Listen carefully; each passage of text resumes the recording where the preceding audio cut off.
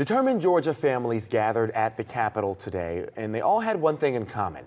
Their sons were killed by Metro Atlanta police officers. Well, their message tonight, the people who've been killed, well, they matter too. Atlanta News First reporter Don Shipman, he's live outside the state capitol for us. And Don, this group, they want to see meaningful police reform. That is exactly right. So they're exhausted and they're running out of patience. So they took their message right up here to the state capitol. They want to hear from state leaders, but they also want to hear from city leaders. So they just wrapped up a meeting moments ago with Atlanta's mayor. They're hoping that elected leaders with influence at both local and state levels can make lasting change and save lives. And we need swift action. Georgia families standing up against police violence. About a dozen parents whose sons were killed by police here in Georgia held this peaceful protest inside the state capitol, just days after Memphis police released video of the brutal beating of Tyree Nichols.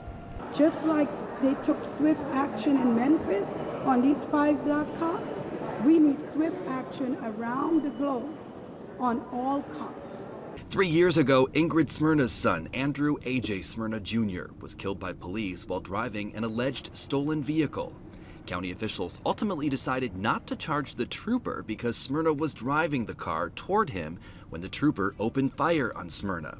His mother waited months to see police video of the shooting. We also want to see all officers and state troopers equipped with body cams because the state troopers especially do not wear body cams. I was just wondering about those kids on those posters. Demonstrators managed to get the attention of some lawmakers who promised as a first step an open line of communication with the Georgia Legislative Black Caucus. We can have some direction because at that point, not only do we have the group, but we also have legislative people, we have legal people that can kind of direct us on how we can get involved. It is a problem here in Georgia with police killing our people. Kathy Scott Likes has been pushing for a seat at the table ever since her son Jarvis Likes was killed during a police encounter back in 2017. We're hoping that legislators, lawmakers, whoever that has the authority, the influences, the resources to do something about it. The officer who killed her 35-year-old son was cleared of any wrongdoing. Like so many others standing with her, she wants a new investigation. He was a good father. He was a beautiful son.